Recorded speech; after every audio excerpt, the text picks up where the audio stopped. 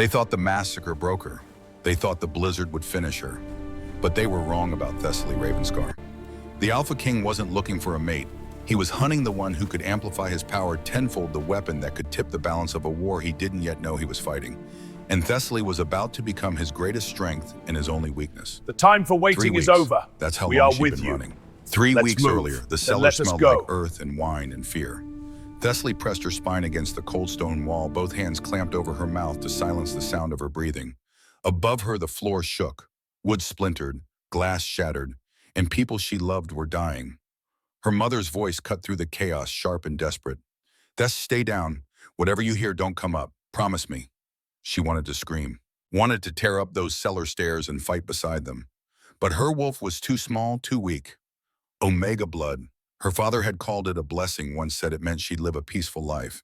He'd been wrong about that.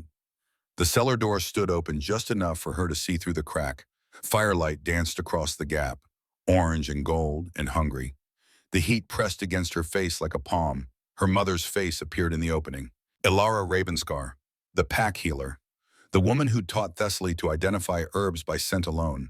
Blood ran from a gash above her eye. Her clothes were torn, but her hands were steady when she gripped the doorframe.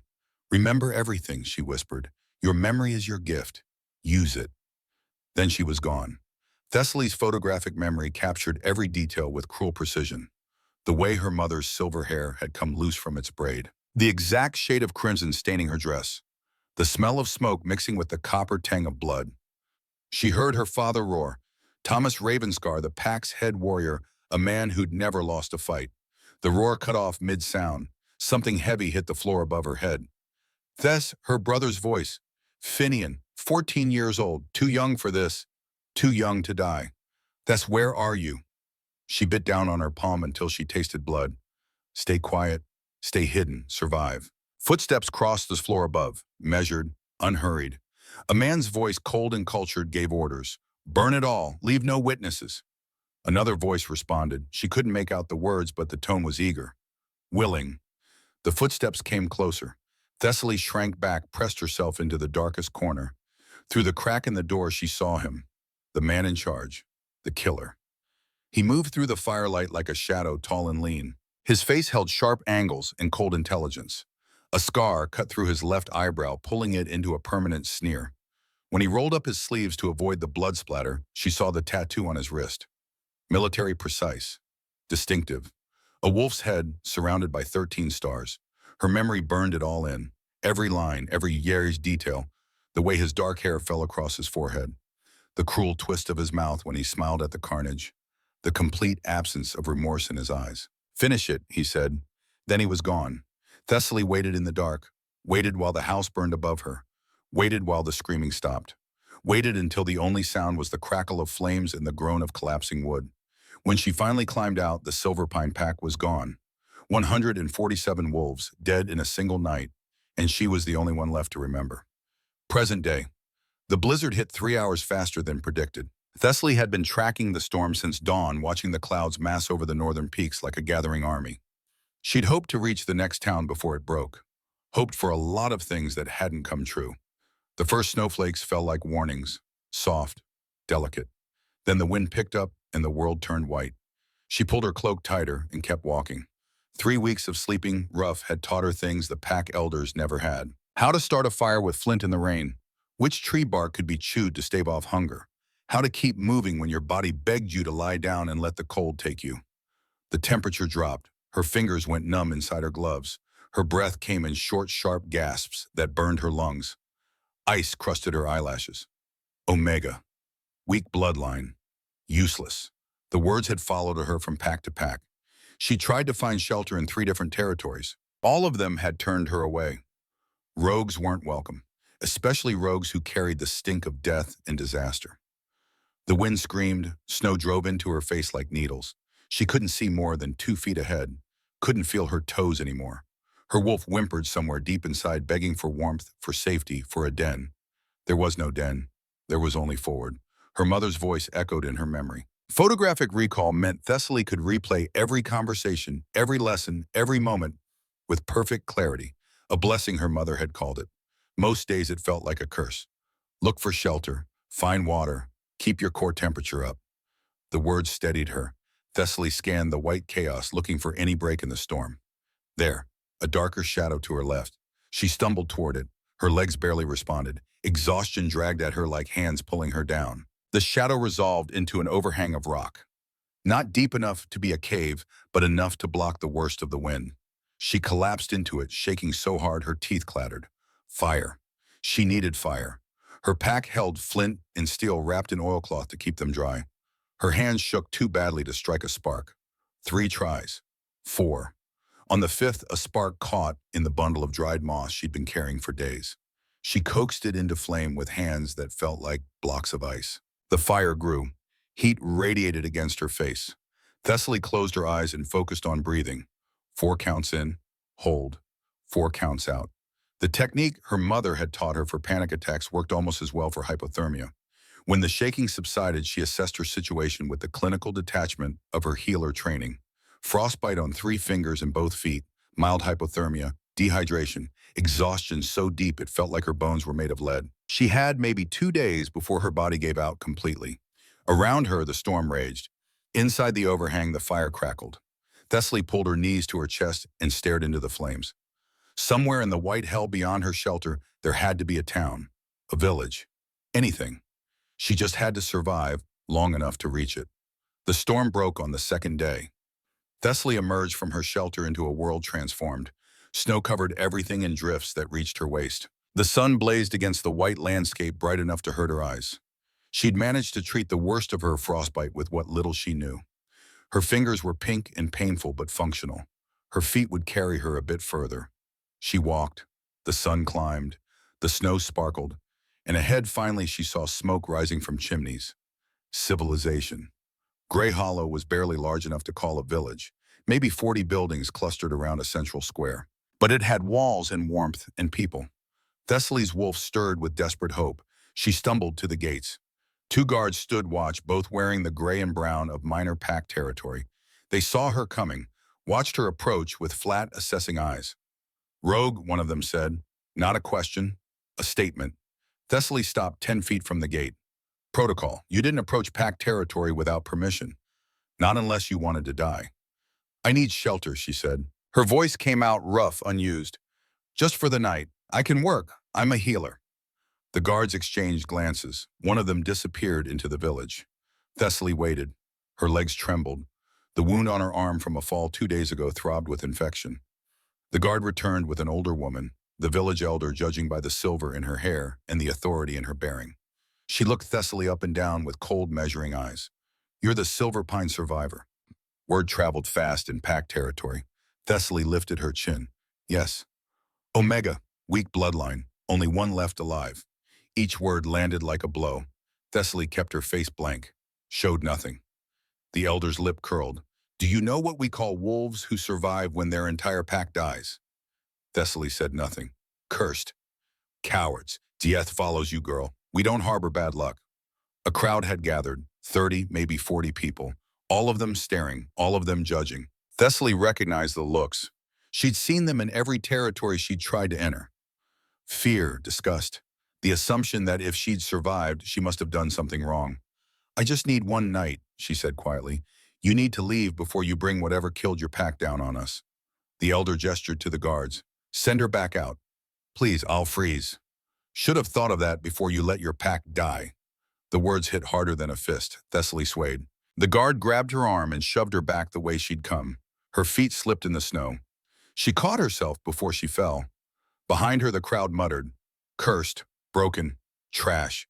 Die where you belong, alone." The gates closed with a sound like finality. Thessaly stood in the snow and watched the village turn its back on her. Warmth and safety so close, and completely out of reach. Her wolf howled inside her chest, lost, abandoned, rejected. But Thessaly didn't cry. Hadn't cried since the night her pack died. Instead, she turned north and started walking. Away from Gray Hollow, away from everyone who thought she was cursed. The cold bit deeper. The sun started its descent toward the horizon.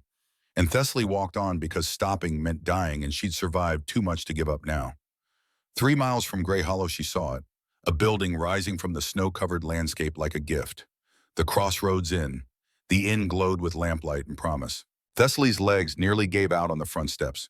She caught herself on the railing, forced herself upright, and pushed through the door. Heat washed over her like a blessing. The common room buzzed with conversation. A fire roared in the massive stone hearth. The smell of food made her stomach clench with hunger she'd been ignoring for days. An older man behind the bar looked up. His eyes went wide. "Gods above, girl, you look half frozen." Thessaly managed 3 steps before her knees buckled. Strong hands caught her. The innkeeper guided her to a chair by the fire. Someone pressed a mug of something hot into her hands. She drank without tasting it. "I need a room," she said when she could speak. "Please, I can pay." The innkeeper's face went sympathetic and apologetic in equal measure. "I wish I could help you. Merchant caravan came through 2 hours ago. Booked every room I have." The warmth that had started to seep into her bones fled. "Everything. Everything except the corner suite, but that's already taken. Lord Stevenson claimed it this morning." He hesitated. "You could sleep here by the fire. It's not much, but—" "No." A voice cut through the room, deep, male, authoritative. "She'll freeze." Thessaly turned. The man standing by the stairs made the rest of the room fade to insignificance. He stood at least 6.5 feet tall, broad-shouldered and muscular, in a way that spoke of violence and power. His travel clothes cost more than everything Thessaly had ever owned. Dark hair fell across a face that managed to be beautiful and dangerous at the same time, and his eyes, storm gray and intense, locked onto her with an impact that stole her breath. The mate bond hit like lightning. The world tilted. Sound rushed in her ears. Her wolf surged forward with a howl of recognition that nearly forced her to shift right there in the common room. "Mine, mate. Ours." The man's nostrils flared, his pupils dilated, his entire body went rigid as if he'd been struck. For 3 heartbeats, they stared at each other while something fundamental rearranged itself in the space between them. Then his jaw tightened. A muscle ticked. His hands flexed at his sides like he was physically restraining himself. "The bed is sufficient for 2 adults, he said, voice carefully controlled. "We'll share it." The innkeeper blinked. "My lord, are you certain?" "I'm certain." His eyes hadn't left Thessaly's face. "Miss Ravenscar, Thessaly Ravenscar. Miss Ravenscar can take the suite. I'll find other arrangements." "Absolutely not." The words came out before Thessaly could stop them. The bond pulled at her, painful and demanding, making the thought of him leaving feel dangerous. "Wrong. You were here first. I'll take the floor." His expression flickered. Surprise, maybe. "You'll freeze on the floor." Better than imposing. They stared at each other. The air between them felt charged. Electric. The innkeeper glanced from one to the other like he was watching a chess match he didn't understand. Finally, the man, Lord Stevenson, exhaled slowly. "We'll share, like adults. The room is large enough." The room was indeed large. It was also dominated by a massive 4-poster bed that seemed to mock the entire concept of platonic coexistence. Thessaly stood in the doorway, dripping melted snow onto expensive carpets, and tried not to think about spending the night in that bed with a man whose scent was already driving her wolf insane. Cedar and smoke and winter rain. It wrapped around her senses and squeezed. He'd claimed the left side. His belongings were already arranged with military precision. Travel documents spread across the desk. A sword propped against the wall. Everything about his half of the room screamed control and discipline. "The bathroom is through there." He gestured without looking at her directly. "You should warm up." He trailed off, seemingly unsure what he'd do while she was gone. Thessaly grabbed her pack and fled to the bathroom before this could get any more awkward. The hot water was a revelation. She stood under the stream until feeling returned to her extremities in painful pins and needles, until her core temperature climbed back toward normal, until she could think about something other than immediate survival. Then she thought about the mate bond and immediately wished she could go back to worrying about frostbite. She'd given up on finding him. After her pack died, after she became a rogue, she'd assumed the universe had decided she didn't deserve that kind of happiness. And now here he was offering to share his bed platonically, while his body obviously disagreed with every fiber of its being. When she emerged, he was sitting at the desk, staring at his documents, without seeming to actually read them. He'd changed into sleep clothes, simple but expensive, and his hair was slightly damp. He must have used the second bathroom she'd noticed off the main room. "You can take the bed," he said to the documents. "I'll take the floor." "Don't be ridiculous." Thessaly crossed to the bed. "We're both adults. We can share a bed without it being weird." His shoulders tensed. "I don't think that's wise." Because of the bond, he finally looked at her. The intensity in his gray eyes made her breath catch. Yes, I'm not going to attack you in your sleep. She sat on the bed deliberately casual, and you don't seem like the type to lose control. She watched him struggle with it, watched him weigh options and outcomes with the precision of someone used to making tactical decisions. Finally, he nodded. Pillows, in the middle. He built the barrier himself. 3 large pillows arranged down the center of the bed with the focus of a man fortifying a castle wall. His ears turned red while he did it. Thessaly bit back a smile. It was sweet in a completely neurotic way. They lay down on opposite edges of the mattress, both rigid, neither touching the pillow wall. The bed was enormous, but somehow the space felt impossibly small. Every breath brought his scent. Every tiny shift of the mattress reminded her he was there just inches away, close enough to touch. Her wolf wanted to climb over the pillows and press against him, wanted to feel safe for the first time in 3 weeks. She heard him breathing, careful, measured, felt him shift slightly, heard the rustle of fabric. He was uncomfortable. Not just physically, though. She'd noticed the way he'd positioned himself before lying down, strategic and careful, but emotionally too. The bond pulled at him the same way it pulled at her. Good night, she whispered into the darkness. A long pause. Then, good night, Miss Ravenscar. Thessaly, if we're sharing a bed, you can use my name. Another pause, longer this time. Good night, Thessaly.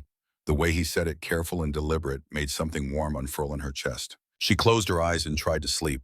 The nightmares were waiting. Fire, blood, screaming. Her mother's face pressed against the cellar door, mouthing "run," while smoke filled the space behind her. Her father's roar cutting off mid-sound. Her little brother calling for her, crying for her, and she couldn't help, couldn't move, could only hide like a coward while they died. The killer's face appeared in the flames, scar above his left eyebrow, tattoo on his wrist, smiling while her family burned. Thessaly woke screaming. Strong hands gripped her shoulders, grounding her. A voice cut through the panic, calm and absolutely certain. Breathe with me. 4 counts in. Hold. 4 counts out. She gasped. The air wouldn't come. Her chest was too tight, her heart racing like prey. Focus on my voice. The man, Lord Stevenson, knelt on the bed beside her, close enough that she could feel his warmth. No pity in his eyes. No fear. Just absolute grounding certainty. In 2, 3, 4. Hold 2, 3, 4. She tried, gulped air. Her lungs wouldn't cooperate. With me. His hands stayed on her shoulders, steady and sure. Out 2, 3, 4. She latched onto his voice like a lifeline. Breathed when he told her to breathe. Held when he said hold. Exhaled when he counted her through it. Slowly, so slowly, the world came back into focus. The nightmare receded. She became aware of the tears on her face. The way she was trembling. The humiliation burning through her chest. I'm sorry, she managed. Her voice came out broken. I'm fine. Go back to sleep. He settled back onto his side of the bed but didn't look away from her. The pillow barrier was gone, scattered across the bed in her panic. Nightmares are nothing to apologize for. She wanted to argue, wanted to rebuild her walls, wanted to pretend she was fine. But the words came anyway, quiet and broken in the darkness. My pack was killed 3 weeks ago. I'm the only one left. The silence stretched. Then his hand found hers on the mattress, warm and solid and real. He squeezed once. When he spoke, there was no pity in his voice, just acknowledgement. I'm sorry. Not how awful or you poor thing or everything happens for a reason. Just I'm sorry. Just recognition that something terrible had happened and there were no words to fix it. Thessaly's throat tightened. She squeezed his hand back, holding on like he was the only thing keeping her anchored to the world. My parents died 20 years ago. Coop, I was 11.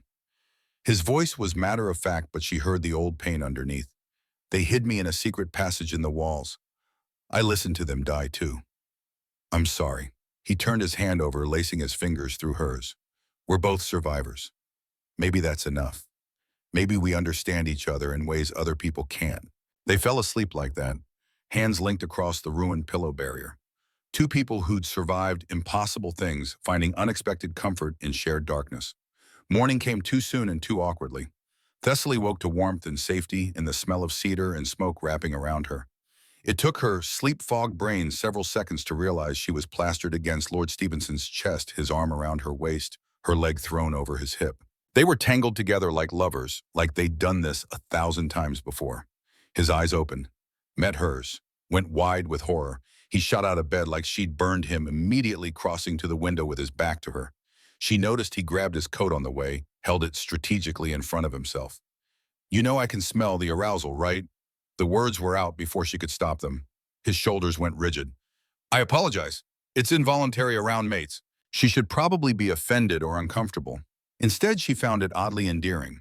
This controlled, powerful man completely undone by basic biology. I'm not complaining. She sat up stretched. Noticed the way his shoulders tensed further when she moved like he was tracking her position without looking. Just saying you don't have to be embarrassed. His jaw tightened, visible even from behind. I meant to maintain control. Interesting. She filed that away. The intensity of it. The way he said control like it was the foundation of his entire identity. Control is overrated, she offered. Not in my position.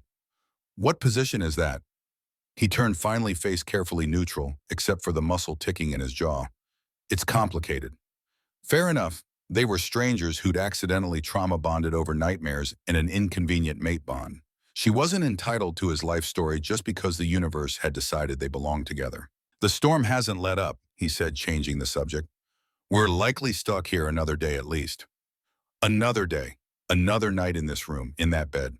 Thessaly looked at the massive four-poster and tried not to think about how good it had felt to wake up in his arms. Then I guess we'd better figure out how to be roommates. His lips twitched in something that might have been a smile. I suppose we should. The second day passed in strange, suspended intimacy. The inn sent up breakfast.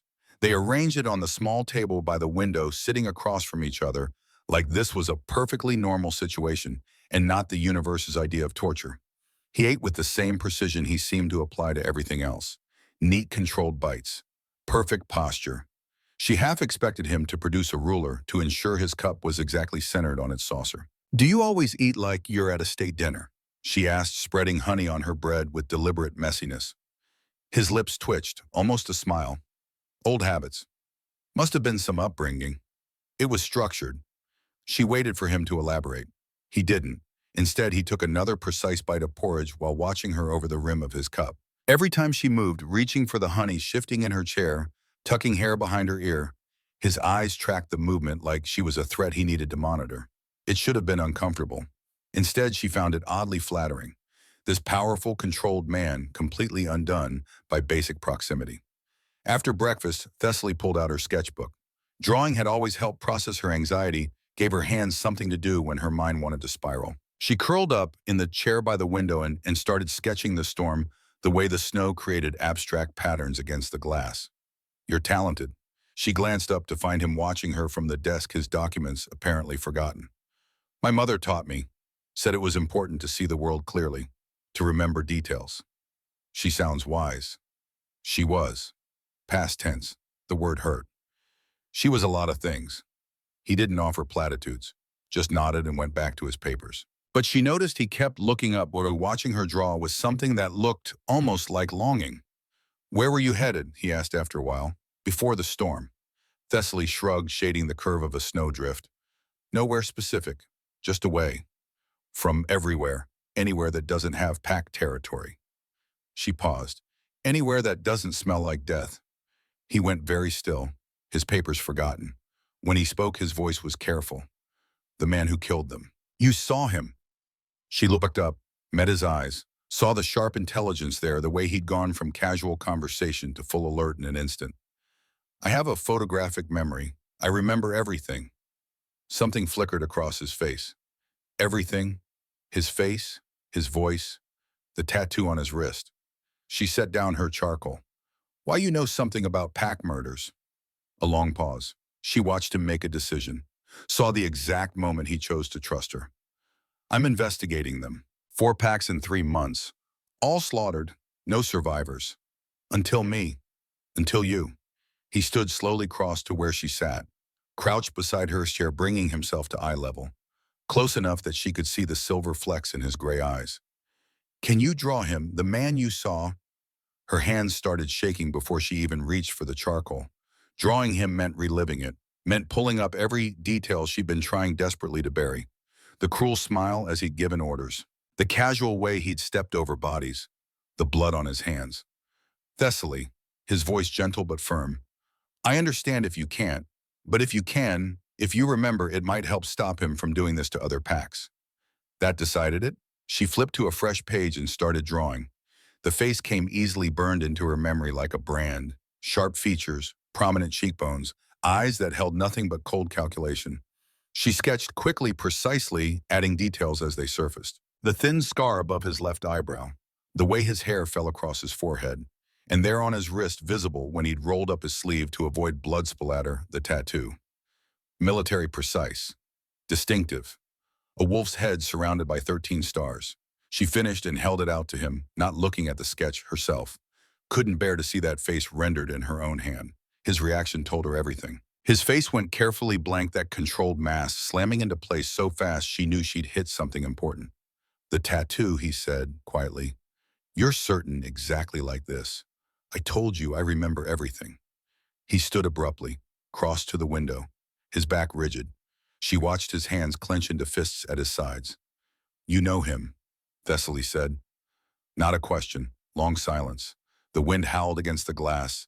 Finally, I need to be sure. That's not an answer. It's the only one I can give right now. Frustration spiked through her, hot and sharp. She stood crossing to him. My entire pack is dead. I watched them die, and you're telling me you might know who did it, but you can't tell me because you need to be sure. It's complicated. It's really not. Either you know him or you don't. I said I need to be certain before I make accusations.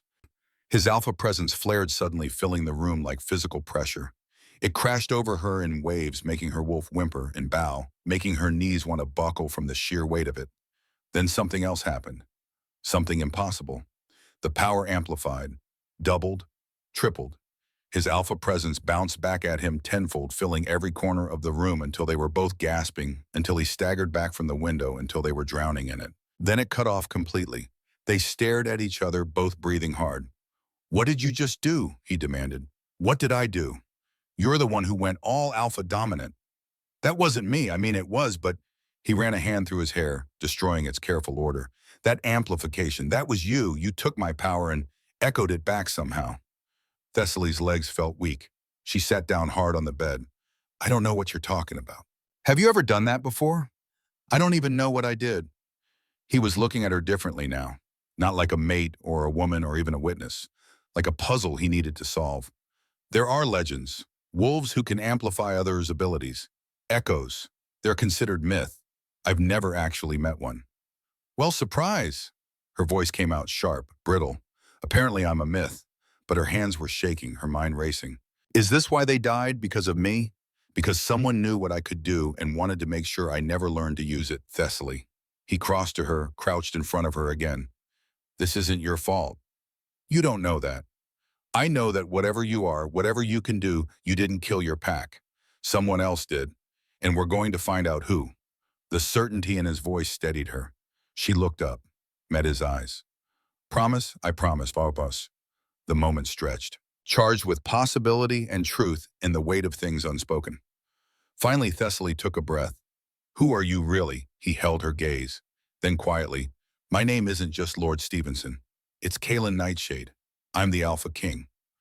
The world stopped. Thessaly stared at him, waiting for the punchline, for him to crack a smile and admit he was joking. But his expression remained serious, almost apologetic. You're what? I'm the AlphaKing. I was investigating undercover. Heard about the attacks in this region. Thought I'd have better luck getting information if people didn't know who I was. She laughed, high and slightly hysterical. The awkward bedmate who blushed every time she looked at him was the most powerful wolf in the kingdom. The man who'd built pillow barriers and stammered about involuntary reactions ruled over thousands. You're serious? Yes. Thessaly sank down onto the bed legs, suddenly weak. So the involuntary reactions, his jaw tightened, only happen with you because you're my mate. I can't, he paused, the words clearly difficult. Around you, I can't maintain the control I've built my entire reign on. She saw how much that admission cost him, saw the fear underneath, the vulnerability he was desperately trying to hide. This wasn't just about physical attraction or awkward morning situations. This was about his entire identity, the foundation of who he'd made himself into. And you think that's weakness? She said softly. I think it's dangerous for both of us. He crossed to her. I've led through control, through certainty. The moment I appear weak, there are those who would take advantage. And you, if people knew you were my mate, you'd become the easiest target to use against me.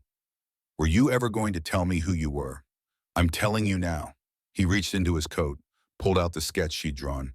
And I need you to know, the man in your sketch, the tattoo, it matches the mark of my Royal Intelligence Division. Her blood ran cold. You think someone on your staff? I think the man who killed your pack is Corvus Ashenmore, my head of intelligence, my childhood friend. The betrayal in his voice was raw, barely controlled. Thessaly could see him struggling with it. This man who prided himself on control facing a truth that threatened to break him. He spread a map on the bed beside her, weighted down the corners with books from the nightstand. His finger traced routes marked in ink. Every massacre lines up with Corvus's investigation tour. His voice cracked slightly. He was supposedly tracking the raiders, but now he couldn't finish. Why would he do that? I don't know. Kalen's hand curled into a fist on the map. But we're going to find out, and you're the only living witness who can identify him. Silence stretched between them. Wind whispered through the gaps in the window frame, bringing the scent of pine and fresh snow. If you come with me, Kalen said, finally looking directly at her, you'll be in danger. He'll know I suspect him. He'll come for you. Thessaly stood, looked at the map, at all those marks indicating death and destruction. Looked at this man who just revealed everything, his identity, his suspicions, his weakness, because he thought she deserved the truth. He already killed everyone I loved, she said. I'm not running anymore. Relief flashed across Kalen's face, quickly controlled. My garrison is 2 days' ride. I have soldiers I trust there, including my second Kieran Stormright. We'll plan from there. And what am I beta witness to lock away for safekeeping? He met her eyes. Something fierce moved in his expression. A partner, if you'll agree. Your ability, if you can learn to control it, makes you the most strategic asset I have. He hesitated, then pushed forward. And I don't want to lock you away. First acknowledgement of what was between them, not just the mate bond, but the connection they'd been building over 2 days of forced proximity and shared trauma. So we're doing this, Thessaly said, hunting your best friend who's hunting me. Yes. And we're mates who've been sharing a bed while you've had control issues. His ears went red again, that endearing flush she was starting to enjoy provoking. Must you? She stepped closer into his space, watching his pupils dilate. For the record, I think your problem is sweet. Proves you're not the Ice King everyone thinks you are. His voice dropped, going rough. I'm not sweet. No, she agreed, noticing how his eyes had darkened, how his hands had flexed at his sides like he was restraining himself from reaching for her. You're really not. The moment stretched, charged with possibility. She could feel the mate bond pulling, demanding, insisting they close this distance and claim what was theirs. His scent wrapped around her cedar in smoke and want. Then she stepped back, breaking the spell. Let's go catch a traitor. The storm finally broke the next morning. They prepared to leave in charged silence, both hyper-aware of what had almost happened, what was building between them with every passing hour. Before they descended to the common room, Kalen caught her hand. Thank you, he said quietly. For what? For trusting me, for being brave enough to do this. He squeezed her fingers. We'll stop him. Together. Together, she agreed. And somehow standing in that inn room where they'd shared nightmares and revelations, where pillow barriers had become promises, Thessaly believed it. They walked down the stairs, side by side, the AlphaKing and the Echo, heading toward danger and betrayal and a reckoning 20 years in the making. The road from Crossroads Inn wound through mountains that looked like they'd been carved from ice and shadow. Thessaly rode beside the AlphaKing, and every mile that passed felt like stepping deeper into a story she couldn't control, but had chosen to live anyway. 2 days to the garrison, 2 days to plan, 2 days before they walked into the den of a man who'd slaughtered her entire pack and called it duty. The horses picked their way carefully through snow that sparkled like crushed diamonds in the morning light. Kalen rode with the easy confidence of someone who'd been born in a saddle. He'd procured a horse for her from the inn's stable, a good one, probably far better than she could have afforded on her own. The journey ahead stretched before them like a promise, a threat, a beginning written in winter light and wolf's breath. But for the first time in 3 weeks, Thessaly wasn't walking alone. They crested a ridge as the sun climbed higher. The valley spread below them, pristine and beautiful. And in the distance, barely visible through the clear mountain air, a column of dark smoke rose against the pale sky. Too much smoke. Too black. Kalen went rigid in his saddle, his head lifted like a wolf scenting prey. That's near Crestwood Village, he said. His voice had gone flat. Dangerous. 3 miles from this garrison. The smoke thickened even as they watched. Not cook fires, not controlled burning. Something was very wrong. Thessaly's wolf stirred uneasily. The mate bond hummed with Kalen's sudden tension. "We ride," he said. "Fast." And they did. The smell hit them first. Burning wood, burning flesh, the acrid stench of destruction that Thessaly knew too well. It wrapped around her senses and squeezed, dragging her back to the cellar, to the night her world had burned, while she hid like a coward. Not again. Not now. They rode hard, pushing the horses faster than was safe on uncertain terrain. The smoke grew thicker, the smell stronger, and then they crested the final ridge and saw it. Crestwood Village was burning. Buildings blazed like torches. People screamed, running through streets, while armed raiders cut them down or dragged them toward the tree line. Thessaly counted at least 15 attackers, organized and efficient, moving through the chaos with military precision. This wasn't random violence. This was systematic slaughter. "Down!" Kalen's alpha command cracked out like thunder, amplified by fury and desperation. Every raider dropped to their knees as if strings had been cut. The sheer force of it rolled over the village, immobilizing attackers mid-strike. Several villagers collapsed, too caught in the edges of the command, but they were alive. That was what mattered. Soldiers in garrison uniforms swarmed from the forest. They'd been tracking the raiders, arrived just behind Kalen. But they were too late for many. Bodies littered the streets. A woman lay crumpled in a doorway. A man sprawled across a cart he'd tried to defend. The living wept over the dead. A soldier approached, broad-shouldered, with kind eyes and a lieutenant's insignia. "My lord," he saw Kalen and immediately saluted. "We've been pursuing them since dawn. They hit 3 villages in 2 days. Casualties? 23 dead, 14 wounded." The lieutenant's jaw tightened. "Could have been worse if you hadn't arrived." "Still too many." Kalen dismounted, his face a mask of controlled fury. "Secure the raiders. I want one alive for questioning." Thessaly slid from her horse, her eyes already scanning the burning buildings, looking for survivors, looking for a child's scream cut through the K, high and terrified. She didn't think, just moved. The house blazed like a bonfire. Heat pressed against her face like a physical wall. Smoke choked the air, made her eyes stream. But she heard it again, that scream, coming from inside. She dropped low where the air was clearer and pushed deeper into the burning building. The heat seared her lungs. Flames licked at the walls, climbing toward the ceiling. Wood groaned overhead, ready to collapse. 3 children huddled in the corner. 2 girls, maybe 6 and 8. A boy, no more than 4. The ceiling groaned above them, fire eating through support beams. "Come on!" Thessaly grabbed the 2 girls, one under each arm. "Follow me!" she yelled at the boy. He ran after her. They burst into the street, coughing and crying. She shoved the girls at a soldier, turned back. The boy was still inside. He'd frozen in terror, standing in the middle of the room while flames climbed the walls. The beam above him cracked with a sound like breaking bones. Thessaly ran back in, grabbed him, ran for the door. The beam fell. Kalen appeared from nowhere. His hands caught the burning wood. His face contorted with agony, but he held it, muscles straining, while she got the boy clear. Then he dropped it and followed, his hands blistered and raw skin peeling where he'd gripped the burning beam. Outside, chaos was resolving into order. The lieutenant, she heard someone call him Kieran, was organizing survivors, getting the wounded to safety.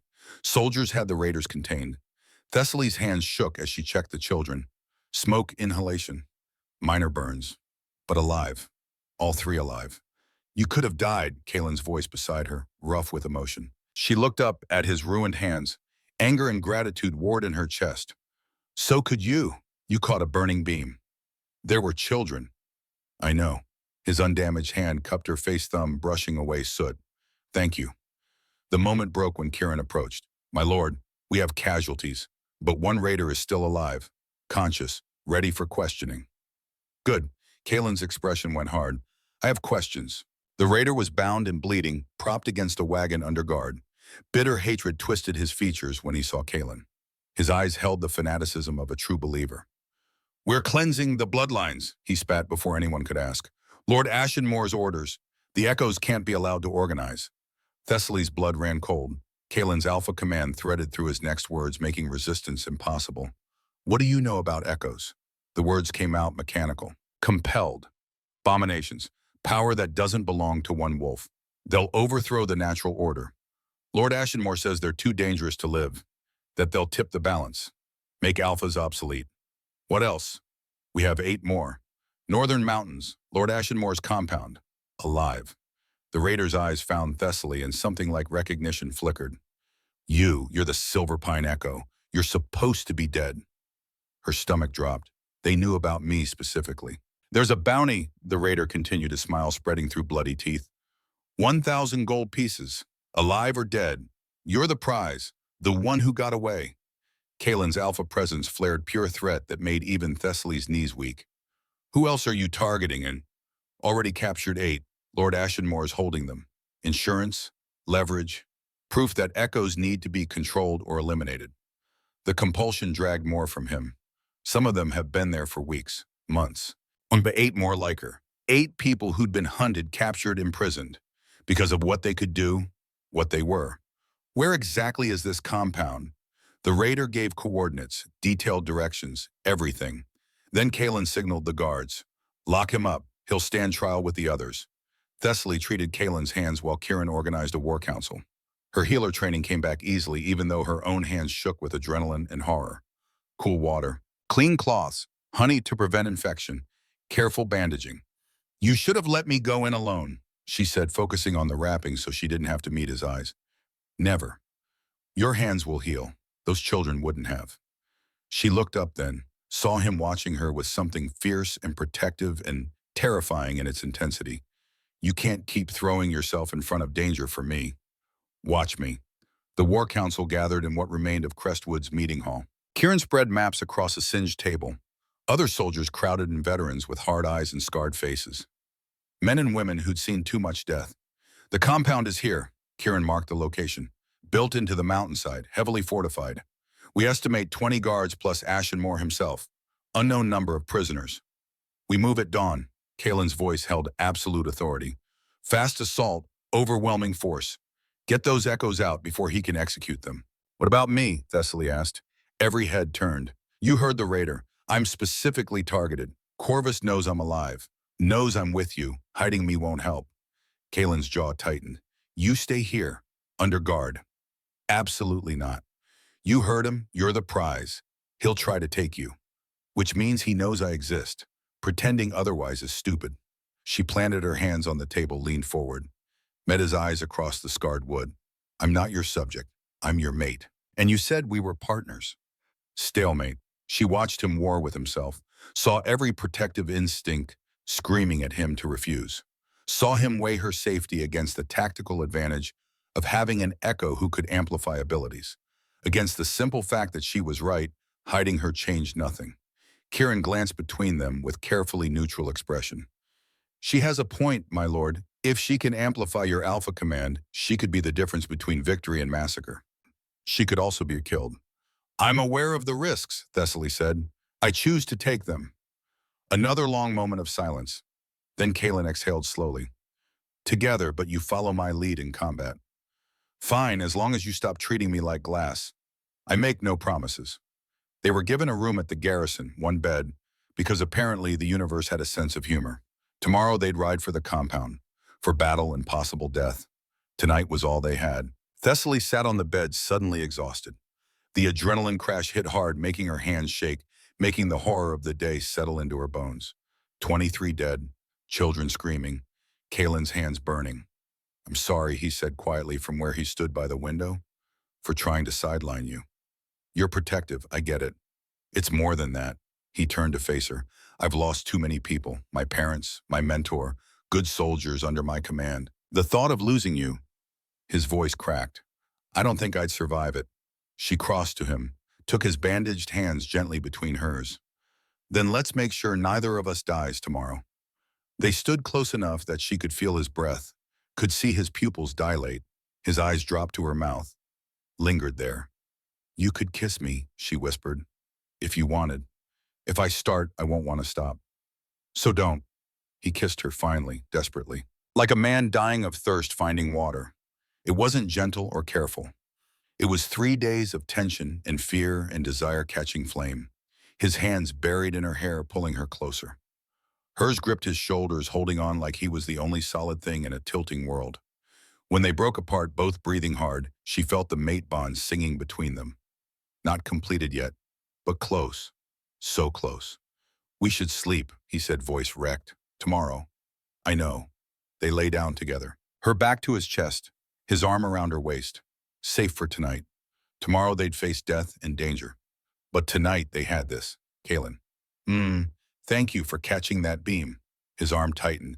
Thank you for running into a burning building, even though it took 10 years off my life. She smiled into the darkness. We're quite a pair. We are. She felt him press a kiss to her hair, felt the bond humming warm and constant between them. Tomorrow would bring war. Tonight they had peace, and somehow that was enough. Dawn came too soon and too cold. 40 soldiers assembled in the garrison courtyard, checking weapons and armor with the efficiency of men and women who'd done this countless times. Thessaly stood beside her horse, watching Kalen move through the ranks. He checked equipment, spoke quietly to individuals. His presence steadied nervous soldiers, calmed anxious wolves. This was the AlphaKing, not the man who blushed when she teased him, but the leader who'd held a kingdom together since he was 13. He caught her staring as he swung into his saddle. What? Nothing? Just you're good at this. A slight smile touched his mouth.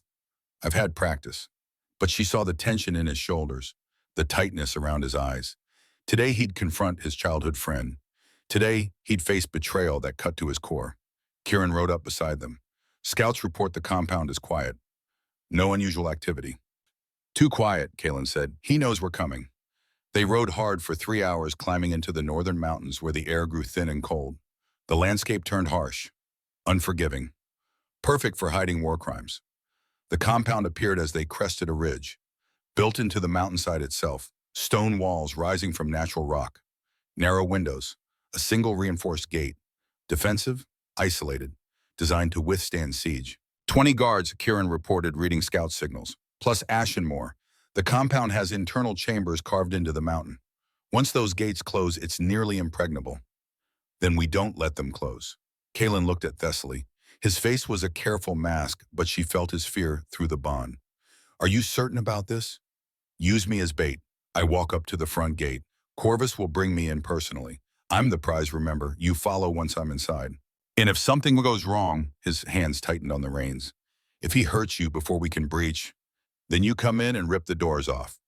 She tried to smile. But we need to get inside. This is how. She watched him struggle with it, saw every protective instinct screaming at him to refuse, saw him weigh her safety against 8 lives trapped inside, against stopping Corvus before more packs died. Fine, he said finally, the word coming out strangled. But I'm giving you a direct link through the mate bond. If I focus, I can sense you, feel your emotions, your location. She felt it as he opened himself to her, a tether snapping into place between them, warm and solid. Through it flowed his fear for her, his determination, his love carefully controlled but undeniable. If you're in danger, he said, gray eyes boring into hers, I'll know and I'll come for you. I know you will. He pulled her close, pressed his forehead to hers. Be smart, be safe. And if he tries anything, despite everything, he smiled, scream loud enough for me to hear in the next kingdom. Then he kissed her, hard and brief and desperate, and let her go. Thessaly walked toward the compound alone. Her hands were empty, visibly unarmed, but her heart pounded so hard she thought it might burst from her chest. Behind her, hidden in the rocks, Kalen and 40 soldiers waited, watching, ready. The gate loomed ahead. Guards were visible on the walls, tracking her approach.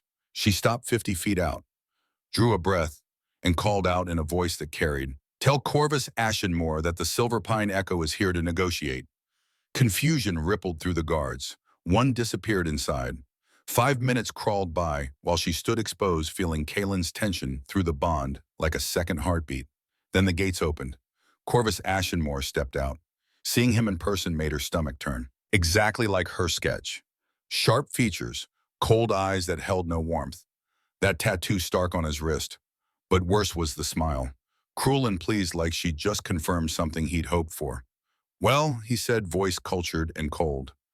The survivor herself. I thought you'd run farther. Thessaly forced her voice steady, sent impressions through the bond to Kalen. Gate open, Corvus present, 20 guards visible. I'm done running. You want echoes? Here I am. Let the others go. Why would I do that? Because I'm the one you really want. The Silver Pine bloodline, the strongest echo in 3 generations. She had no idea if this was true, was gambling everything on the bluff. Corvus studied her head tilted like a predator examining prey. Then he laughed, genuinely amused. You're braver than I expected. Or stupider. He gestured. Come inside, let's talk. The compound was dark, cold, built for function over comfort. Corvus led her through corridors lit by torches, guards at every intersection watching with flat, dead eyes.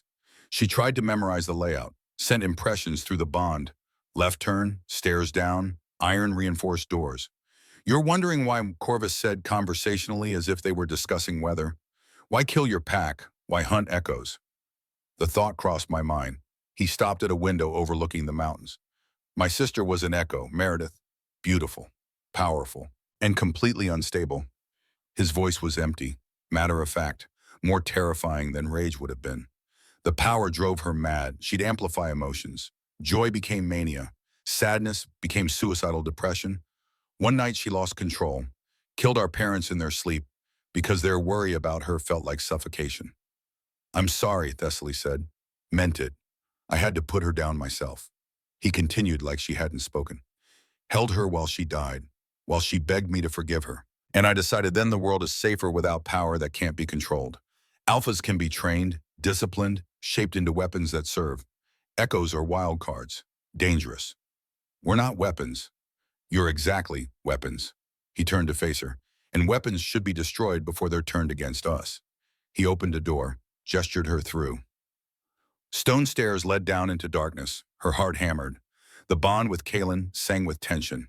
Hold on, she thought at him. Just hold on. At the bottom of the stairs was a cell, large, carved from mountain stone. Iron door, narrow window, and inside 8 people. Emaciated, hollow-eyed, chained to the walls, all young, early 20s at most. They looked up when the door opened.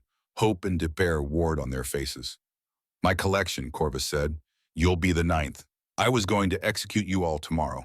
But, he smiled, having the AlphaKing's mate might be more useful. Leverage. She whirled. He doesn't know, please. Corvus's smile widened. I've known Kalen since we were children. I recognize obsession.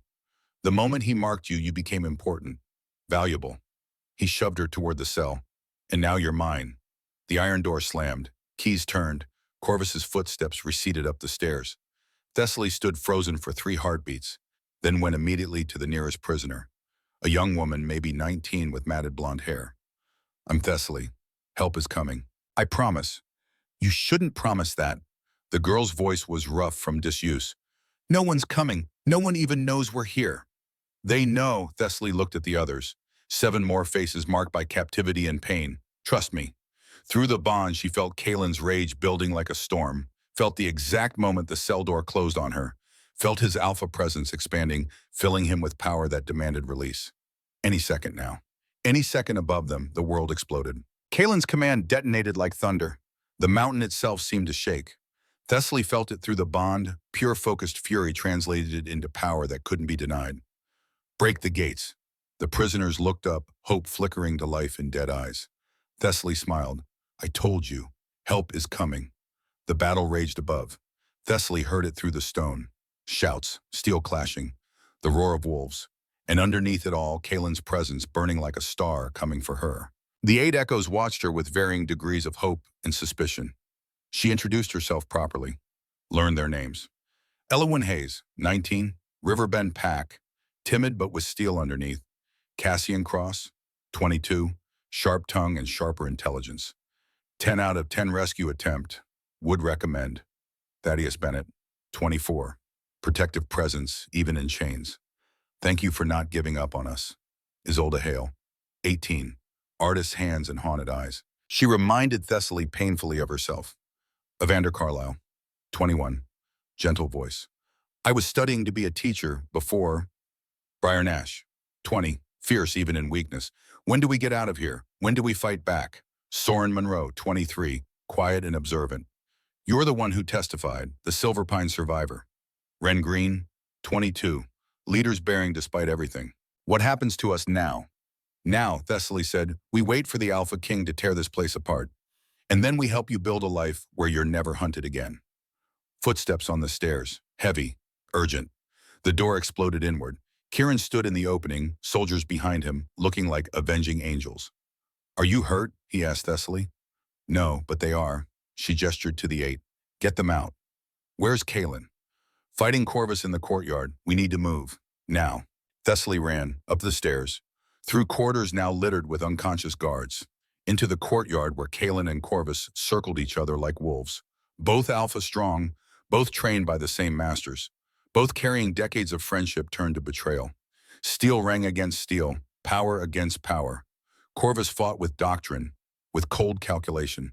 Kalen fought for love, for justice, for 8 people in chains and the woman who'd become his entire world. But they were too evenly matched. Then Corvus moved with desperate speed, got behind Kalen, knife to his throat. Always so noble, Corvus hissed. Always so controlled. Let's see that control when I open your throat. Thessaly didn't think, didn't plan. She reached for her echo ability, not to amplify, but to weaponize. She dove into Corvus's mind through the swirling emotions of the courtyard, found his guilt buried under righteous fury, and pulled. Meredith's face, laughing before the madness took her, singing while she gardened, the way she'd braided flowers in her hair, Meredith dying by his hand, begging forgiveness, going still in his arms. The guilt, the crushing, suffocating guilt he'd transmuted into zealotry to survive. Corvus screamed, the knife faltered. Kalen moved, disarmed, struck, slammed him face first into the stone. It was over in seconds. Thessaly swayed, the courtyard tilted. Power exhaustion crashed over her in waves. Too much. She'd used too much. Kalen caught her before she hit the ground. I've got you. Used too much, she mumbled. Feels like my brain's leaking out my ears. Despite everything, the battle, the blood Corvus in chains raving about cleansing bloodlines, Kalen laughed. Let's get you home. Around them, the 8 echoes were brought out, blinking in sunlight they hadn't seen in weeks. Healers rushed forward. Soldiers secured the compound. Evidence would be found, maps, lists of targets, correspondence with others who shared Corvus's vision. The conspiracy went deeper than one man's grief. But today they'd won. Thessaly felt consciousness slipping. But she managed one more smile. We did it. Together, Kalen murmured against her hair. She passed out in his arms, feeling safe even as the world went dark, because he'd come for her, just like he promised. And that was everything.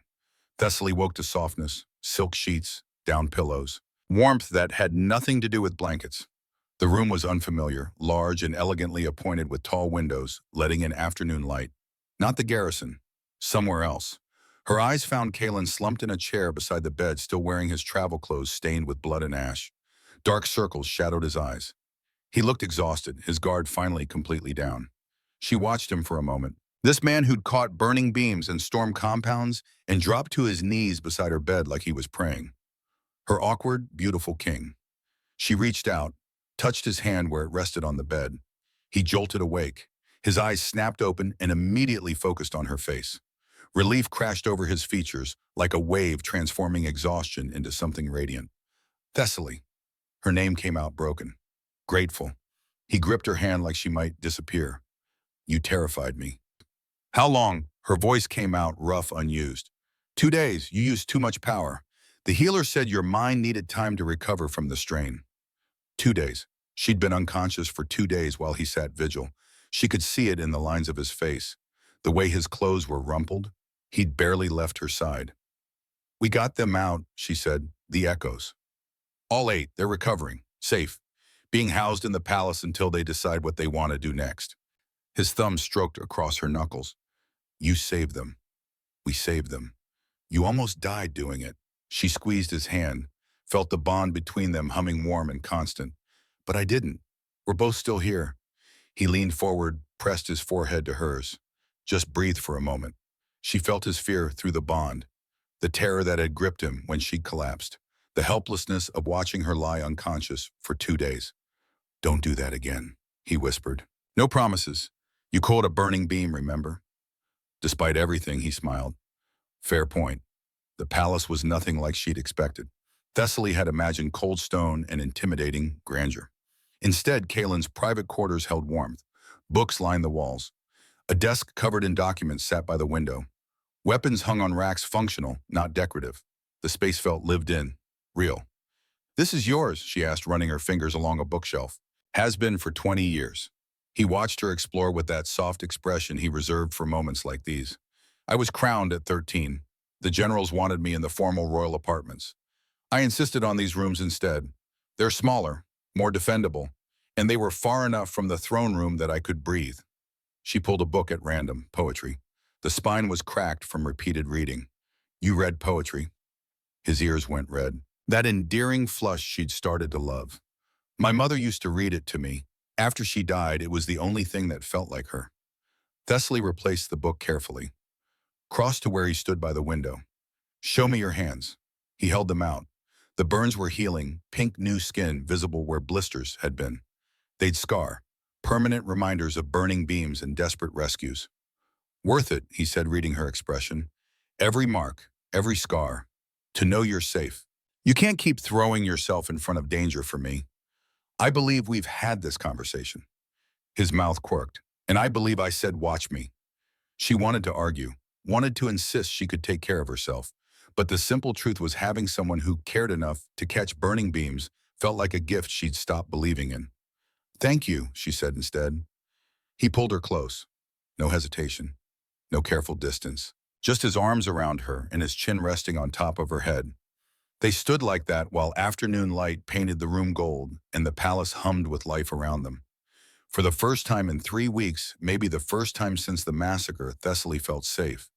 3 days after waking, Thessaly was strong enough to visit the 8 echoes. They were housed in the palace's east wing, 8 rooms surrounding a common area with windows overlooking gardens that looked like they'd been painted by an artist.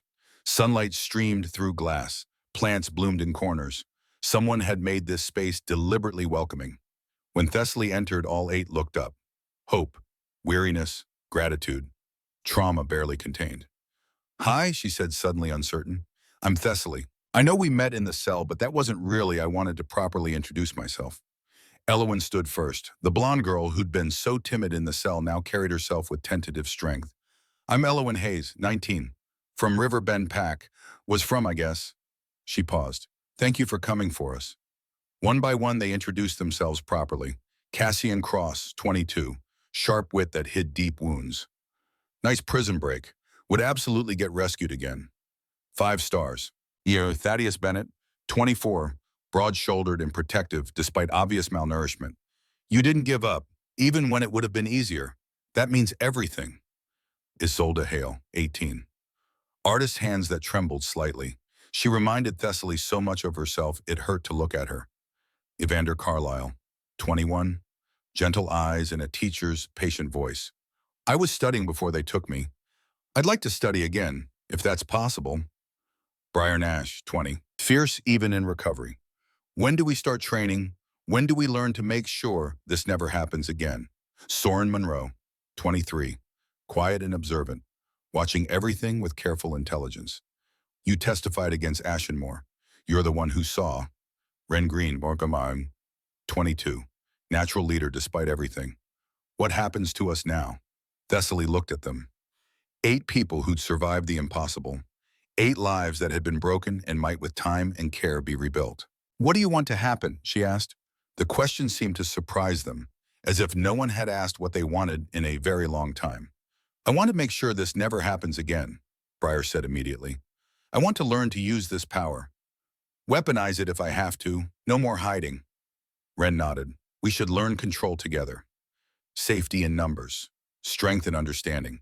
We need each other. We need a sanctuary, Thaddeus added. Somewhere echoes can be trained, protected. Where we're not treated like weapons or abominations, but like people with abilities that need guidance. Thessaly felt Kalen's presence before she heard him, turned to find him standing in the doorway. Several of the echoes tensed. He noticed, stopped, kept his voice gentle. We can do anything we decide to, he said. This is a new world now. You're not prisoners or weapons. You're citizens with rights and protection under my rule. He stepped forward slowly, non-threatening. And if you want a place to learn to heal, to become whatever you choose to be, we'll build it. 2 months passed in a blur of reconstruction and tentative hope. Thessaly spent her days in the training yard with the 8 echoes, teaching them control through methods she was inventing as she went, how to sense others' emotions without being overwhelmed, how to amplify deliberately instead of accidentally, how to protect their minds from the constant barrage of feelings around them. Elowen proved naturally talented. Her timidity masked fierce determination. She could amplify healing abilities, made a court physician's minor talent bloom into something extraordinary.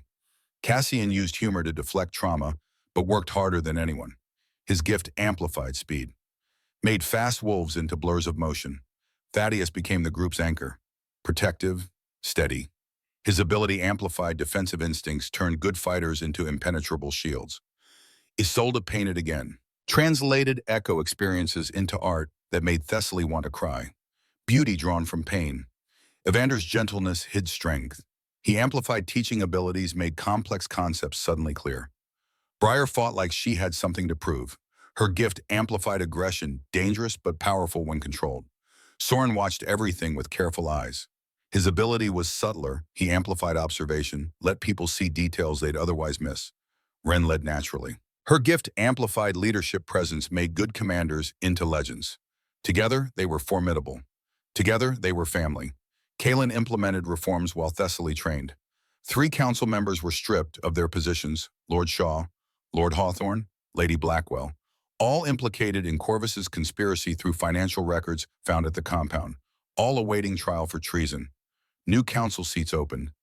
Echo representatives given advisory positions. Laws passed protecting those with unusual abilities from discrimination or exploitation. The kingdom watched. Some approved. Others grumbled about change happening too fast. But no one openly challenged the AlphaKing. In the evenings, Kaelin and Thessaly walked the palace gardens, talked about everything and nothing.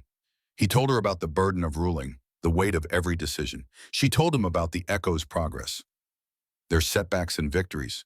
They stole kisses in corridors, held hands under council tables, fell asleep tangled together more nights than not, learning each other in ways that had nothing to do with the mate bond and everything to do with choice. He was learning to share power, to trust her as an equal partner. She was learning to accept help, to believe she deserved good things. And slowly the palace that had felt like a monument to duty became something like home. The formal council session was called 2 months to the day after the compound assault. Thessaly sat beside Kaelin at the head table. No longer a guest, a recognized presence in kingdom politics.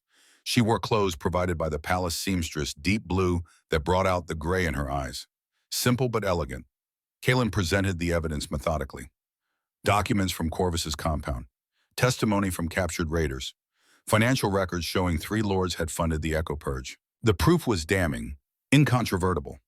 Lord Shaw, Lord Hawthorne, and Lady Blackwell are hereby stripped of their titles and lands, Kaelin announced, their assets seized to provide reparations for the families affected by their conspiracy.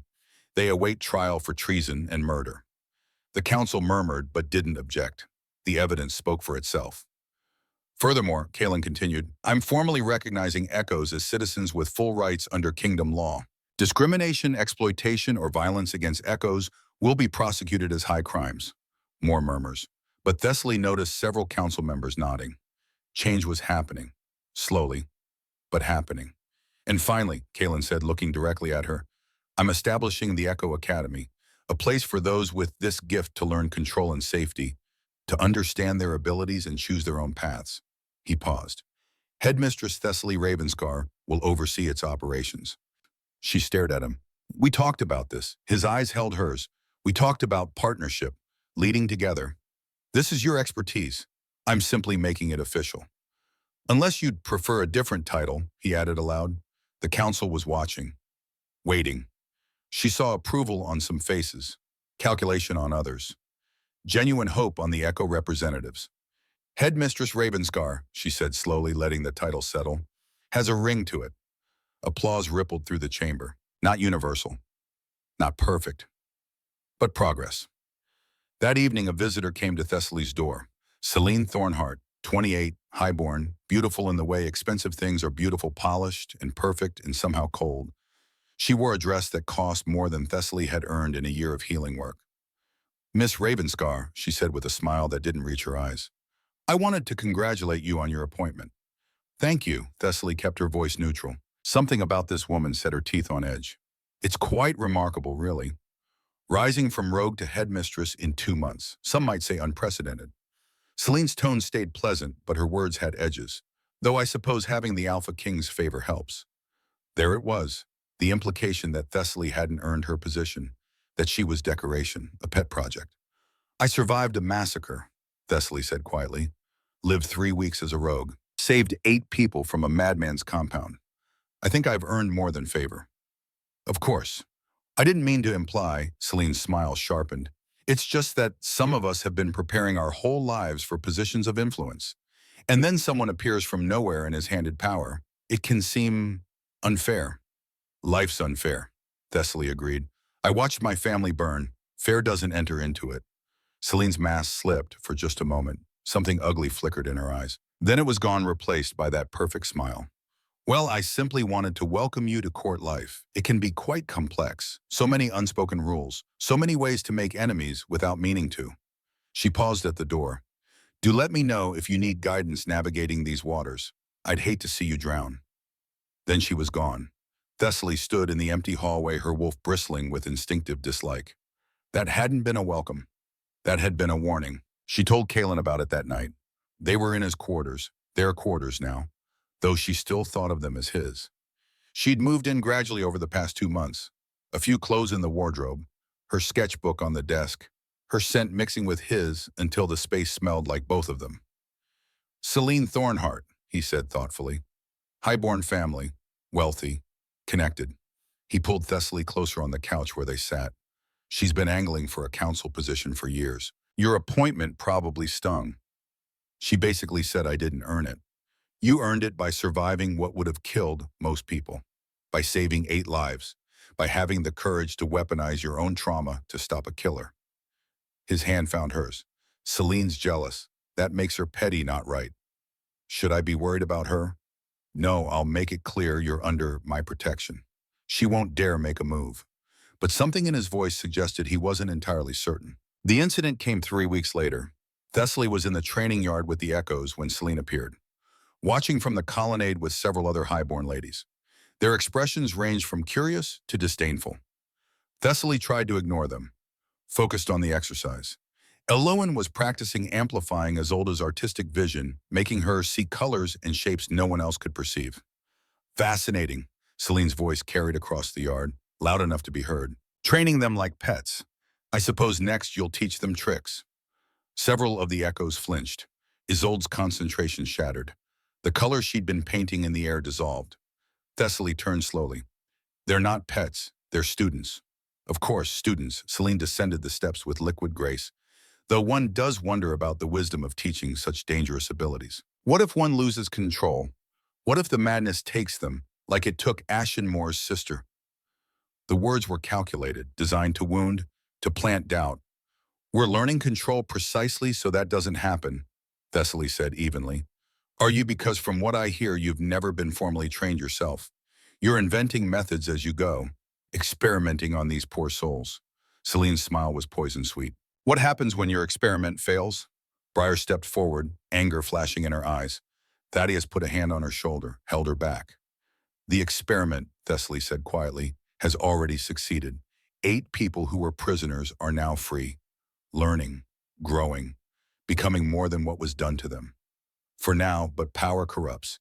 Everyone knows that. Give them too much freedom, too much ability, and they'll turn on you. It's only a matter of time. Is that a threat? A warning from someone who understands court politics better than a former rogue. Celine's mask dropped completely. You don't belong here, Thessaly Ravenscar. You're a charity case the king took pity on, and charity cases eventually wear out their welcome. That's enough. Kalen's voice cut across the yard like a blade. He stood in the doorway, radiating alpha presence. Not the overwhelming force he'd used in battle, but enough to make Celine's ladies step back. Enough to make Celine herself go pale.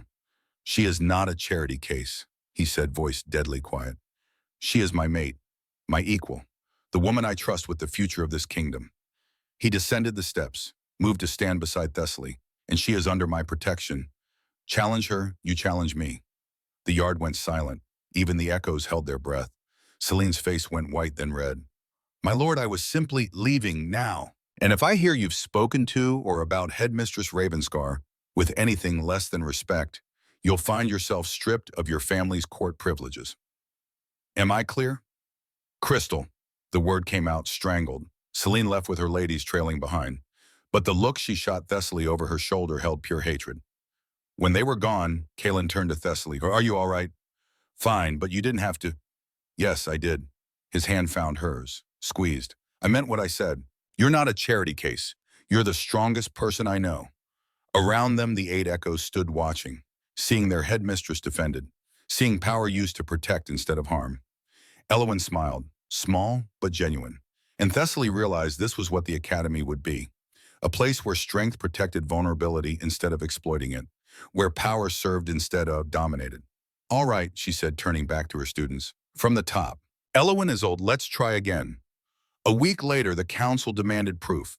Proof that echoes could be controlled, that they wouldn't become like Corvus's sister, that investing resources in the academy wasn't a waste or a danger. Kaelin told Thessaly about it in their quarters after a long day of political maneuvering. They want a demonstration, he said, frustration evident in every line of his body. Public, before the full council. What kind of demonstration? Your students, showing their abilities, proving they're in control. Thessaly's stomach sank. You're asking me to parade them like performing animals. I'm asking you to show the council what you've built, to prove that echoes can be trained, that they're not dangers to be eliminated, but assets to be valued. And if something goes wrong, if someone loses control, then we deal with it together. He crossed to her, took her hands. I believe in you, in them. But the council needs to see it to believe it. She wanted to refuse, wanted to protect her students from being judged by people who didn't understand. But she saw the political reality, saw that this demonstration might be the difference between the academy thriving or being shut down before it truly began. All right, she said, we'll show them. The demonstration took place in the palace's grand hall. Every council member attended, nobles, military leaders, representatives from major pacts. The gallery was packed with people who'd come to watch echoes prove themselves or fail spectacularly. Thessaly stood with her 8 students, all of them nervous, all of them determined. Remember, she told them quietly, this isn't about impressing them. It's about showing them the truth, that you're people with gifts, not monsters with curses. Isolde went first. She stood in the center of the hall with canvas and paints. As she worked, Elowyn amplified her artistic vision. Colors bloomed on the canvas, impossible shades that shouldn't exist but somehow did. The painting that emerged in 15 minutes was breathtaking. A sunrise over mountains rendered in hues that made people gasp. Beauty, pure and undeniable. Evander demonstrated next. He taught a complex mathematical principle to a volunteer from the audience. Ren amplified his teaching gift. What should have taken hours to understand clicked into place in minutes. The volunteer's face lit up with comprehension. Knowledge, freely given. Briar and Cassian sparred. Thaddeus amplified Briar's defensive instincts, while Cassian amplified speed. The result was a demonstration of controlled power, fierce but precise, dangerous but disciplined, strength, harnessed and directed. The council watched. Some faces showed approval, others remained skeptical. But no one could deny what they were seeing. Then Soren stepped forward. I can amplify observation, he said, his voice carried despite his quiet nature. Let people see details they'd otherwise miss. Like Lee's. He looked directly at one of the council members. Lord Brennan, elderly, respected, supposedly neutral in the Echo debate. You've been taking bribes from the Thornhart family, Soren said, to vote against Echo rights. The payments are recorded in a ledger you keep hidden in your estate's library. Third shelf from the left, behind a copy of Military Histories of the Northern Campaign. The hall erupted. Lord Brennan's face went purple. He stammered denials, but Soren's words had the ring of truth. Kaelin's alpha command cut through the chaos. Silence. Everyone froze. Lord Brennan, Kaelin said, voice deadly calm. Is this true? That boy is lying. He couldn't possibly. Soren, Thessaly said. Can you see anything else? Soren closed his eyes. When he opened them, they were distant, focused inward. The Thornhart family wants the academy shut down. They've been funding opposition, bribing council members, spreading rumors that echoes are dangerous. He looked at Kaelin. They see us as threats to their power. The implications crashed through the hall like thunder. Kaelin's face went hard. Guards, escort Lord Brennan to the dungeons pending investigation, and send soldiers to the Thornhart estate. I want that ledger found. As guards dragged the protesting lord away, Kaelin addressed the council. This is what echoes can do. See truth where others see only surface. Find corruption where others see only respectability. He gestured to the 8 students. They're not weapons, not monsters. They're the future. and anyone who tries to eliminate that future will answer to me. The council session ended in chaos, but the message was clear. The academy would stand. That night, Kaelin found Thessaly on the private balcony outside their quarters. She stood at the railing watching the stars wheel overhead, processing everything that had happened. The demonstration, Soren's revelation, the realization that they had enemies she hadn't even known existed. "You're thinking too loud," Kaelin said, coming to stand beside her. "I'm thinking that this is more complicated than I realized. That building the academy isn't just about teaching control. It's about navigating politics and enemies and people who want us to fail. Yes, welcome to leadership." He leaned against the railing, shoulder to shoulder with her. "It's messy and frustrating, and sometimes you want to quit, but then you remember why you started. Why did you start really? Because you asked me to. Because 8 people deserve better than dying in a cell. Because the world my parents dreamed of, one where everyone has value regardless of their gifts, seemed worth fighting for." He turned to face her. "And because loving you made me want to be worthy of you." Her breath caught. He'd said things close to this before, implied it, but never stated it so directly. "I love you," he said again, clearly. "Not because we're fated mates, not because you're convenient or politically useful, but because you're brave and kind and you run into burning buildings to save people you've never met. Because you weaponize your trauma to protect others. Because you make me want to be better than I am." Thessaly's throat tightened with emotion. "I love you too, you impossible, awkward, beautiful man who builds pillow barriers and catches burning beams." He smiled, then his expression shifted, became serious, almost nervous. "These past 2 months have been good," he said, "really good. But I want more than good. I want forever." He reached into his pocket. "I know we agreed to wait, to let you heal, to build something real beyond the bond. But I need you to know I'm not waiting because I have doubts. I'm waiting because I want you to have none. I don't have doubts. None. Kaelin Nightshade, you've given me time when I needed space, partnership when I needed equality, purpose when I needed meaning. You've stood beside me, not in front of me, and let me build something of my own while supporting every step." She smiled through sudden tears. "I have 0 doubts. Then I have a question to ask." He dropped to one knee. The balcony, the stars, the city sprawling below. It was all background to this moment, to him looking up at her with hope and love and vulnerability in his storm-gray eyes. "Thessaly Ravenscar, you walked into my life during a blizzard and turned everything I thought I knew upside down. You've made me laugh when I forgot how. Made me question assumptions I'd held for years. Made me better just by existing near me." His voice roughened. "You're fierce and kind and so brave it terrifies me. I don't want to just be your mate because biology says so. I want to be your partner, your equal, your choice." He produced a ring, simple but elegant. A silver band with a stone the color of winter storms. "Will you marry me? Be my queen, rule beside me as we build this new world together?" "Yes." The word came out choked with emotion. "Yes, you impossible man. Yes." He stood, slipped the ring onto her finger, pulled her into a kiss that felt like coming home and starting an adventure simultaneously. And this time when the mate bond opened fully between them, they both felt it. Not a trap, not an obligation, but a gift they were choosing together. Freely, completely. The wedding took place in the palace gardens under an autumn sky 6 months later. 200 guests, representatives from every major pack. The full council, nobles and soldiers and common wolves, all gathered to witness the AlphaKing marry his Echo Queen. The Echo Academy had grown. 35 students now. The 8 original Echoes stood in places of honor. Eloan and Isolde wore matching dresses. Cassian and Thaddeus looked uncomfortable in formal clothes but stood proud. Briar kept wiping away tears. Evander smiled with genuine happiness. Soren watched everything with careful observation. Ren stood tall, a leader bearing witness. Thessaly wore a dress the color of winter storms, silver and gray and white like the first snow of the season. Simple but elegant, her hair fell loose around her shoulders the way Kaelin loved it. He stood at the altar in formal attire that somehow made him look more dangerous instead of civilized. Storm-gray eyes fixed on her as she walked down the aisle, love and wonder written across his face. The ceremony was brief, traditional vows mixed with promises they'd written themselves. "I promise to catch burning beams," he said, voice carrying across the garden. "I promise to run into fires," she responded. "I promise to build pillow barriers when you're nervous. I promise to laugh at your control issues. I promise to love you every day in every way for as long as we both shall live. I promise the same together, always. Together, always. The kiss sealed the bond completely. Golden light pulsed between them, visible to every wolf present. The mate bond chosen and claimed and celebrated. The crowd erupted in cheers. The reception was a blur of congratulations and dancing and joy.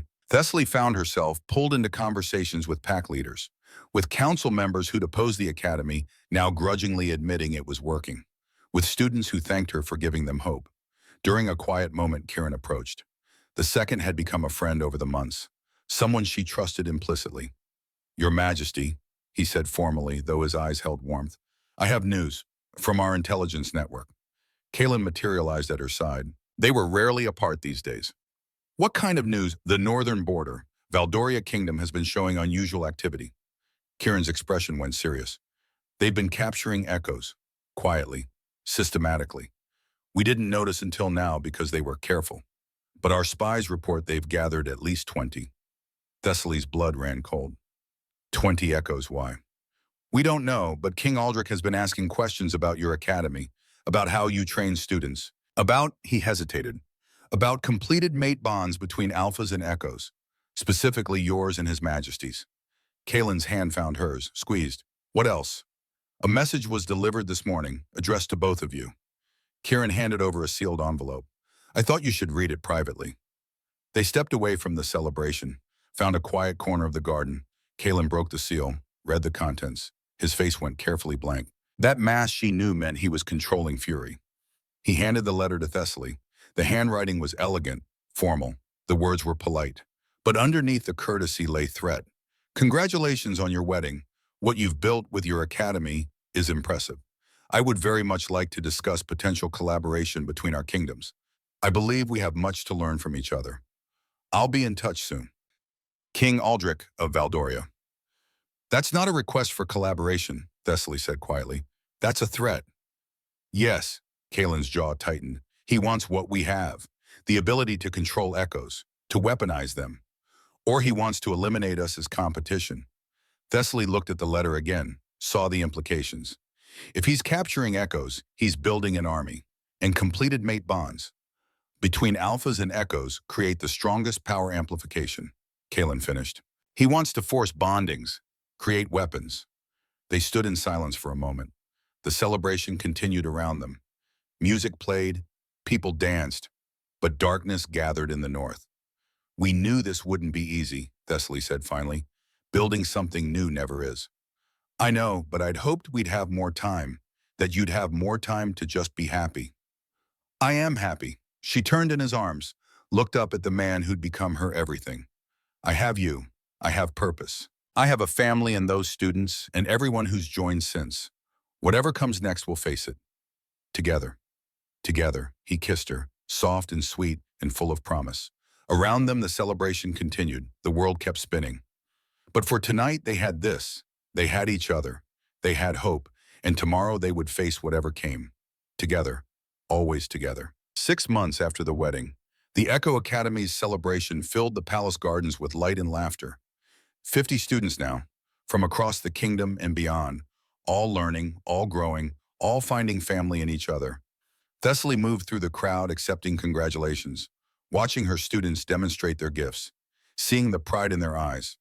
Elle Lowen had become a teacher herself, patient and kind, helping newer students find their confidence. Cassian was training palace guards, making them faster, more effective, finding purpose in service.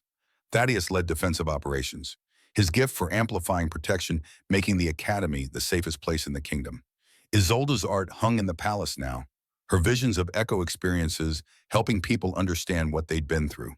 Evander ran the academy's academic program, teaching everything from mathematics to philosophy.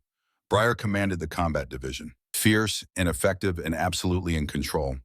Soren worked with Kaelin's intelligence network, his observation gifts rooting out corruption. Ren served on the council, her leadership amplification making good rulers better. They'd all become more than survivors, become builders of the future. The sun was setting, painting the sky in shades of orange and gold. Thessaly stood at the edge of the celebration, watching her students, her family, everything they built together. Your Majesty, a messenger approached. Young, nervous, urgent. Message from the northern border. Commander Brent says it's critical. Thessaly took the sealed letter. Read it quickly. Her stomach dropped. Border stations report Valdorian forces moving. Large mobilization. King Aldrich has sent formal demand, grant him access to academy training methods or face economic sanctions. Military buildup suggests he's prepared to escalate beyond sanctions. Situation critical. Recommend immediate war council. Commander Brent. She looked up, found Kalen across the garden. Their eyes met. He saw her expression, crossed to her in seconds. She handed him the letter. Watched his expression go hard. It's starting, she said quietly. Yes. He looked at her, his mate, his queen, his partner in everything. Are you ready? Thessaly looked around the garden, at the students they'd saved, the academy they'd built, the future they were creating. Elowen laughed at something Cassian said. Isolde showed a new student one of her paintings. Thaddeus supervised a sparring demonstration with quiet authority. Evander explained something with patient gestures. Briar led defensive drills with fierce precision. Soren observed it all with careful eyes. Ren organized the celebration with natural leadership. They'd built something beautiful, something worth fighting for. In the north, King Aldrich's forces moved. War was no longer a distant threat. It had arrived at their doorstep. But Thessaly Ravenscar, survivor of the Silverpine Massacre, headmistress of the Echoum, the Queen of the Realm, stood ready. I'm ready, she said. We face it together, like we face everything. Together, Kalen agreed, his arm wrapped around her waist. Solid, sure, unshakable. They stood on the balcony of their quarters later that night. The city sprawled below. The academy grounds visible in the distance, lanterns still glowing from the celebration. 3 months ago, I was alone, Thessaly said quietly, broken, running from death with nowhere to go. And now I'm a queen, a headmistress, a wife. I have students who look to me for guidance, a mate who sees me as an equal, a purpose that matters. And a war coming, Kalen said softly. Yes. She turned to face him. But I'm not afraid, because we built something worth defending. And because I'm not alone anymore. He kissed her forehead, pulled her close. Through the mate bond, she felt his love, his determination, his absolute certainty that whatever came, they would face it together. Above them, stars wheeled in the night sky, indifferent to the wars of wolves, but not indifferent to love, to courage, to people who refused to let darkness win. Below, the academy slept, 50 students dreaming of futures they'd thought impossible. 8 original echoes who'd survived the unsurvivable. All of them proof that broken things could be rebuilt, that survivors could become warriors, that hope could bloom even in the darkest soil. In the north, King Aldrich's forces prepared. Plans were laid, weapons forged, an army of captured echoes weaponized through pain and force driven mad by bonds that should never have been forged. War was coming. But Thessaly and Kalen stood ready, with their students behind them, their love binding them, their purpose clear. Whatever came next, they would face it. Together, always together. The future is uncertain, Kalen murmured against her hair, but I know one thing for certain. What's that? We'll write it together, every chapter, every verse, every impossible victory. Thessaly smiled, felt the bond between them pulse with golden warmth, felt the weight of the crown she wore and the lightness of the love she'd chosen. Then let's make it a story worth telling, she said. We already have. And in the quiet of their quarters, wrapped in each other's arms, they found peace. For tonight, for this moment. Tomorrow would bring war councils and strategies and impossible choices. But tonight they had this. They had each other. They had hope. And sometimes that was everything.